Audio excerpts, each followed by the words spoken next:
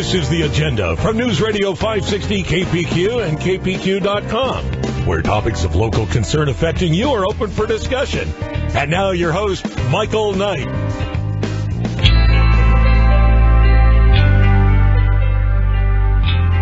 Good afternoon. It's a sunny, beautiful day outside.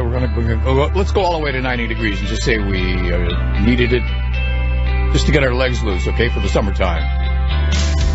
5 minutes past 1 o'clock. The afternoon show has begun. Let's consider this. Paul Hughes is the man who heads up Hospitality Ministries. They're a Christian nonprofit organization. They're operating 2 homeless shelters in Wenatchee. What could be more straightforward? That's what he does. He didn't start doing it yesterday, and he's not going to stop doing it tomorrow. But that's not politics. Politics is like this. The 12th Legislative District has become a busy, unpredictable, volatile place. I'll run down the players. You can follow along with your scorecard. It started with Kerry Condada. He said he wasn't going to run for re-election. Instead, after 15 years, he says he's going to move on to other challenges. Well, that's good. That's what people do. That's the type of vacuum, however, that political-minded hopefuls cannot abide. Consequently, here's what happened. Those declaring for the race include, firstly, Dr. Ann Diamond. She's running as an independent. And then came along Chris Gaynor, who decided that he was going to run as a Democrat. And then Linda Harrell declared her intention, and she said she was going to run as a Republican. Then Keith Gaynor said, you know what, I'm going to run too as a Republican. And then Chris Gaynor said, you know what, I think I'll drop out. And before he had begun, he was once again a private citizen. And then Linda Harrell dropped out of the race yesterday right here on our show, and she endorsed Keith Gaynor on her way back to the city council here in the city of Wenatchee. And then today, J.D. Greening declared, you know what, I'm in. I'm going to run as a Republican. And as of today, there are, I believe, no more people who have jumped in or jumped out of this race, or any challenge of any kind, or any change of any kind, or no need to alter what I've already told you up to this moment, 7 minutes past 1 o'clock. What happens before the show's over, anyone can say. Now I'm going to let you know when the times and the tides bring about more upheaval. So I ask you, is this the final field for the 12th Legislative District? History teaches us that's probably not the case. Remember, nature abhors a vacuum, and when vacancies appear in this wild race, they will be filled dutifully with those citizens who feel the political gods have called down to them, encouraging their best qualified effort and their most eager to rise up from your lazy boy recliner and enter the fray. The race for the 12th District represents a challenge ever more torn and frayed and rough, too. Rough and tumble. It's a game of politics that's played tough in the Valley of Wenatchee. Who's next to cast their hat into the ring? After further investigation, we're going to see it will be most likely someone that maybe you just met. Maybe someone who was sort of in, but also sort of on the other hand, sort of out, leaving the voters to choose someone else. When someone describes a race of such candidates, we say they're in a field of competition. That means it's a battleground. A site of combat where rivals clash, where stubborn turnarounds can be seen. And sometimes you can foresee what's going to happen. Other times events emerge rudely from the dust, unexpected, but with a flourish. Yes, politics makes for strange bedfellows. So voters and candidates alike, prepare to find your place between the sheets after the much-offered 12th District seat is sought for. Looking for a candidate that has earned your vote? Setting aside a vote to cast for the future? Today, we'll talk about the 12th District and its own self-inflicted fits and starts. The polls cannot help you now. This promises to be a wrestling match for all time. Plus, of course, Hospitality Ministries, where everything is calm and cool, and they run 2 shelters. We'll get to all of those topics today, next, on News Radio 560, KPQ. When a phone is not just a phone, but a radio. Download News Radio 560 KPQ. Now through Google Play or the iTunes App Store. Radio on the go and when you take it slow. Powered in part by Sunrise Dental Ellensburg, Sunset Marina LLC, Cashmere Valley Bank, and Collins Fashions. Broadcasting beyond the boundaries of local radio. Now what's on your phone? For news on the go, download News Radio 560 KPQ's app now. Download the app. Taco night is fun. Taco night is delicious. Awesome. Taco night is... oh, man. messy. Turn taco night into pizza night with Papa Murphy's Taco Grande Pizza and enjoy all your favorite fresh taco ingredients on a practically spill-proof crust. Home bake a large Papa Murphy's Taco Grande Pizza topped with ground beef or grilled chicken, just $11. Order online at papamurphys.com. Papa Murphy's, love at 425 degrees. JetPro. And JetPro Express presents even more ways to love your car. Want to get surprise deals and special members-only promotions, discounts, wash upgrades, and more? Join the JetPro Rewards Club. It is so simple and easy. Just text JetPro at 25827. JetPro wash packages and tokens make great gifts for Mom. Check out the Rewards Club for their Mother's Day special at JetPro and JetPro Express. Don't miss out on this limited offer. Also, the JetPro Express touch-free automatic exterior washes are open 24 hours a day, 7 days a week. An attendant must be present to claim your Rewards Club coupon. Remember, just text JetPro at 25827 to receive your special offers and promotions all year long. And you can cancel at any time. It's easy and hassle-free. JetPro and JetPro Express. Clearly the best ways to love your car. Hi, this is Kyle with Wenatchee Body and Fender, a local family-owned business operating for over 60 years. In case of an accident, it is important to know that you have the right to choose who does your repair work. When you choose Wenatchee Body and Fender, you choose a shop that has a history of giving and a strong sense of community. Next time you have an accident, make the right choice and choose Wenatchee Body and Fender. Or you're not just our customer, you're our friends and neighbors. Wenatchee Body and Fender, just south of Stands on Benton Street. Get your economic state up to par with Dave Ramsey, your money guru. Heard weeknights at 7 on News Radio 560 KPQ.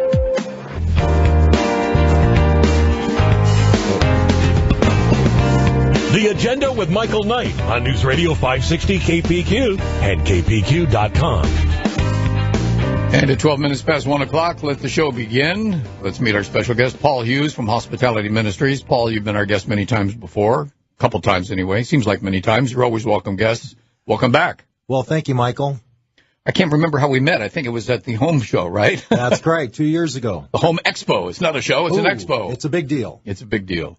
Well, anyway, since then, your hospitality ministry has been working, and you have a plan for this weekend. That I think yes. It looks like the weather is going to help you out. Well, thank you for ordering that. We are happy to announce that Hospitality Ministries is hosting a fun event for children called Kids Extravaganza. It's open to the public. It'll be this coming Saturday, May 19th, from 9 a.m. to 1 p.m. at Pybus Market. Everything's a Pybus Market. Almost. Have you noticed? Yeah. We're holding our event outside the south side of the building, and we're planning to have free face painting, a bouncy house, a county fire truck to look at and walk on, performances, and balloon making by, yes, Elbow the Clown, Wenatchee's very own, from about 10 to noon. Live youth band from Sage Hills Church. Hopefully kids' photos with either a superhero or a princess for $5. Costumes donated by Nancy's Party Rentals. Thank you. Thank you, Nancy. And piñata raffle with $3 tickets. And thanks to Walmart for those donations. And a barbecue lunch starting at 11 a.m. to 1 p.m. by donation.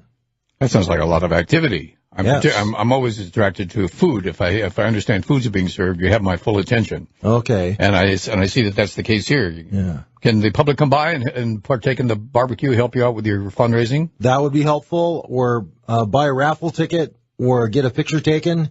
And parents or grandparents, bring your kiddos on down this Saturday, 9 a.m. to 1 p.m. Because it's going to be kind of warm through the weekend, so come early. Come early, and that way you won't get baked out there in the sun. Why are you doing this? Well, it helps both the kiddos and our ministry. Currently, we have about 8 or 9 businesses that have committed to support this event, and some of those funds go to make it happen, and some go to our homeless shelter ministry. Now, a ministry may lead someone to believe that you only work 1 day a week, but that's not the case. No, it's a 24/7 kind of a ministry. Well, when you took on the idea of being a minister and dealing with the needs of your community, did you want to be a preacher or did you want to be a helper? I think more of a helper. Well, that's what you become. I think so. If you're running 2 homeless shelters in Wenatchee, you must be a busy man. Right. We started way back in 1993 with the building of our men's shelter, Hospitality House. It's located at 1450 South Wenatchee Avenue, down the little gravel roadway and just north of the Humane Society. It's a 2-story building, about 80 beds. We usually have 50 or 60 men there in the shelter, some short term, some a little bit longer term, but we try to help them find permanent housing. All of our residents at both shelters need to be clean and sober to be a resident for us. So you just can't come in and present yourself with a number of problems and hope to be treated. That's not what this is about. This is for after that. Right. We don't have the staffing to really help people through the active addiction process. And so once we have men that are, or women that are clean and sober, we don't want others coming in to trigger their past habits. Now, running a homeless shelter is I can't imagine the level of work that you do, but I know you find it rewarding. I can see that in your face.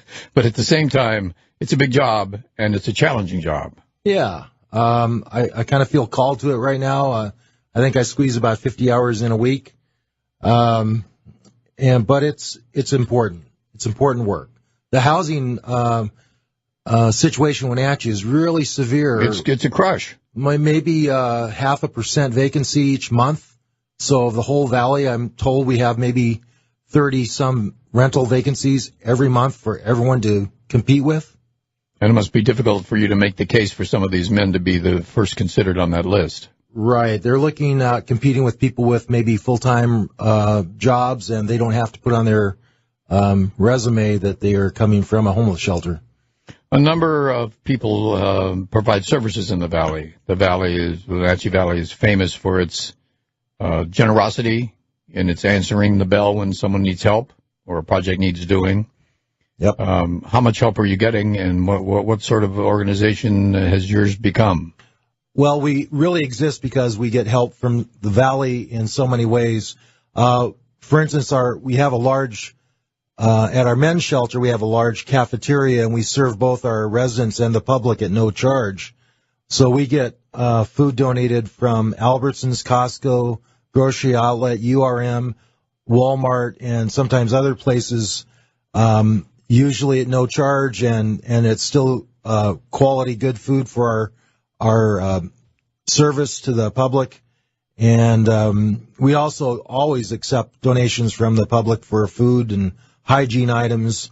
Thank you, Orchardists, for your apples and other fruit especially. What do you ask of the men and women who come to you other than that they be clean and sober?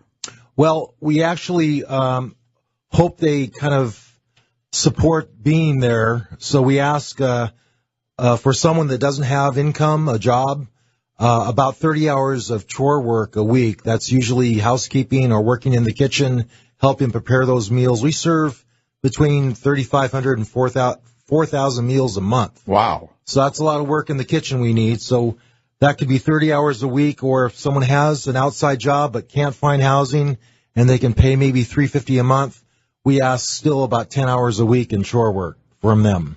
And then who does all the cooking and fixing? Well, usually a man. We have a resident who's our main cook, and then we divide up the responsibilities from there. And what led you from a career in law enforcement to do this kind of work, Paul? Well, I joined the board, and then after I was on the board for a year, they said, maybe you should be the director. And so it evolved. So your life of service began in law enforcement, but that's only one aspect of it. You saw a lot of things on the street that probably made you realize that the community needed some help, the kind that you're providing now. Yep, and I'm working with some of the same folks, just in a different realm.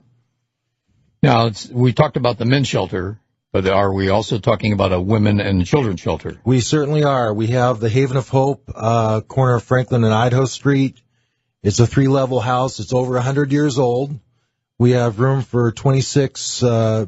We have 26 beds, room for women and children, 4 small bedrooms for the moms that do have children. We try to keep the moms and kids by themselves that way. We usually have 20 or more, so we're often pretty full at the Haven of Hope. It's transitional housing, so the women need to be interviewed and accepted by our director, Kathy Blauman, who's been doing a great job for us for over 3 years now. And do you have openings at both of these places, the men's shelter and the women and children's shelter? We do.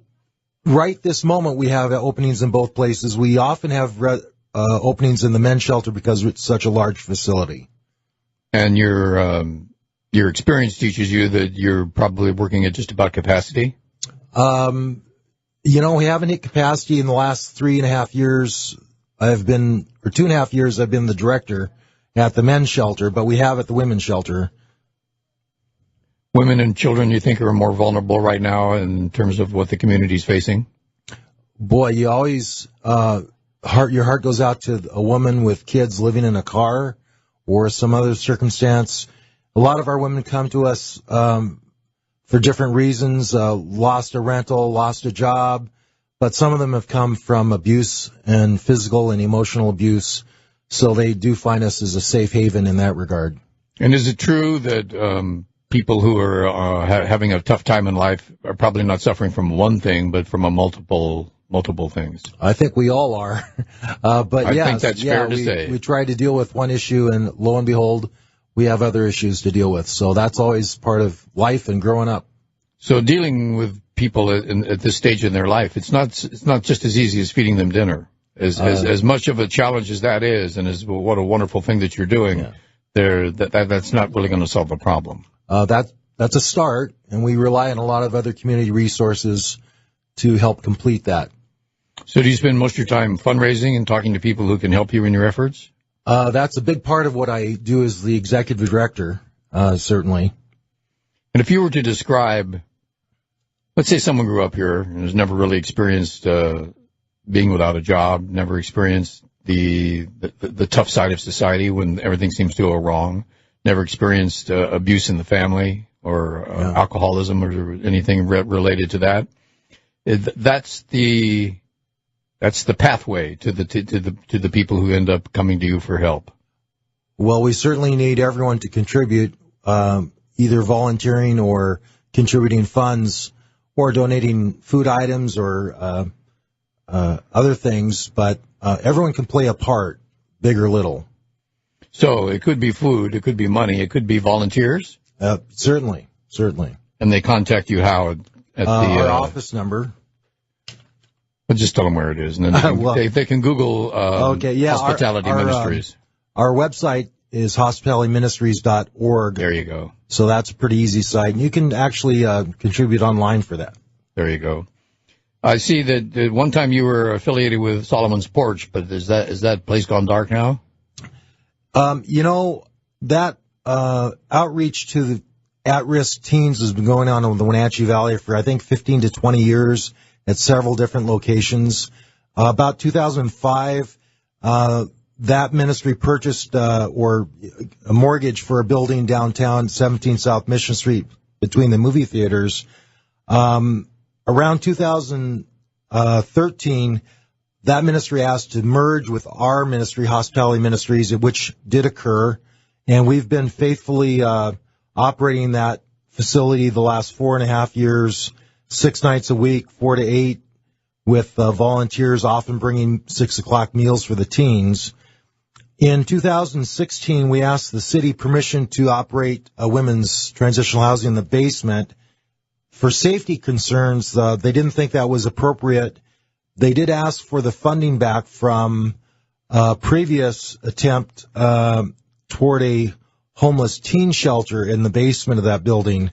In 2010, 2012, over $150,000 was given in grant money, and so they've asked us to give a large portion of that back, and the only way we could afford that was to actually sell the building. So we ended the actual teen center at the end of March, the program, and actually closed on the sale of the building the end of April. So we no longer have that as an operational program. Our board is hoping to stabilize our ministry's own finances, and then we expect to consider restarting the Solomon's Porch program in some other venue. The teens that were benefiting from that, were they homeless? Were they at risk? How would you describe them? Many of them in kind of family crisis. Maybe didn't have a safe place to go to after school, although they may have a home to sleep at. Issues in the home.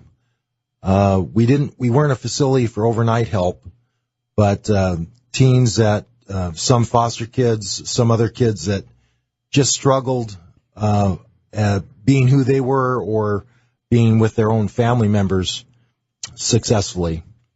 Well, let's find a way this weekend if we can help out your efforts. Give us the who, what, where, when, and how about the event at Pybus Market again. Yes. So Pybus Market this Saturday, outside the south side of the building from 9 a.m. to 1 p.m. And we hope to do face painting, a fire truck, performances by Elbow the Clown from 10 to noon, youth band, kids photos with either a superhero or princess for $5, piñata raffle, barbecue lunch from 11 to 1.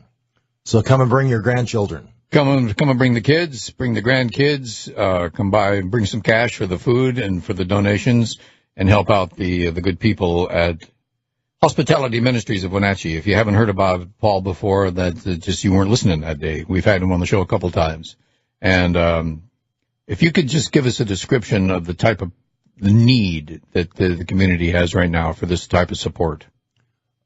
Well, we certainly have all kinds of folks in need. Some of them are addictive behaviors. Some are mental health issues.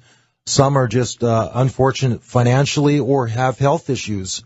Or a combination of all the above. Yes, we have folks in our shelter that have serious physical injuries or can't work for that reason as well. So where do you get your energy, Paul?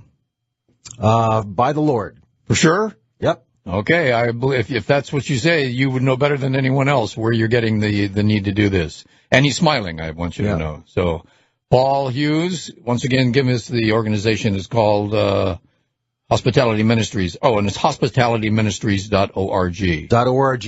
We do have a yard sale at the women's shelter Friday, June 1st and June 2nd. Saturday, bring your stuff ahead and then come back on those days and buy it. There you go. You know, people love yard sales. They can't resist them. Me too. Paul Hughes, Hospitality Ministries. Thanks so much for being with us. Good to see you again, Paul. Thank you. We'll talk to you soon. Coming up next, Keith Gaynor. He's the candidate for the 12th Legislative District.